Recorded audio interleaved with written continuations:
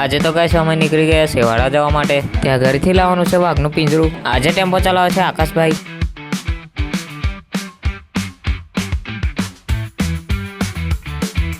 પહોંચી ગયા સેવાડા ને આપણી જોડે આવ્યા છે જિગ્નેશભાઈ। આપણી જોડે અલ્પેશ કાકા પણ આવ્યા છે। ગાઈસ તો આ વાઘનું પિંજરું લઈ જવાનું છે। ટેમ્પામાં ભરી દીધું પિંજરું ભરીને પછી અમે નીકળી ગયા ઘરે જવા માટે। ફાઇનલી ગાઈસ તો પહોંચી ગયા છે ફતેપુર ને જોવા મળી ગયા છે આપણને કમલેશભાઈ। પછી ગાઈસ અમે નીકળી ગયા ખેતર જવા માટે। રસ્તામાં જોવા મળી ગયા આપણને કુનાલભાઈ। ફાઇનલી ગાઈસ તો પહોંચી ગયા છે આપણા ખેતર। આ બંકાઓએ તો ખેતરમાં આવીને તરત જ ચાલુ કરી દીધી કોમેડી। ગાઈસ તો ઉતારી પડ્યું છે ટેમ્પામાંથી પિંજરું। અલ્પેશ કાકા કરી રહ્યા છે પિંજરાને ચેકિંગ। વાઘને પિંજરામાં પડતા પહેલા તો અલ્પેશ કાકા પિંજરામાં પડી ગયા। ગાઈસ તો પિંજરામાં બીજો પણ વાઘ પડી ગયો છે। લાગે છે કે ફોરેસ્ટર વાળાને ફોન કરવો પડશે।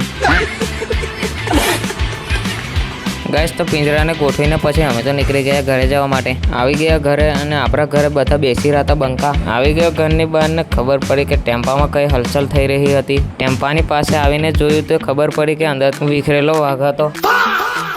વિખરેલો વાઘ તો મને જોઈને પછી મારી હામું થયો। ટેમ્પામાંથી ઉતરી ગયો વાઘ એટલે પછી મેં એની હોમે થયો।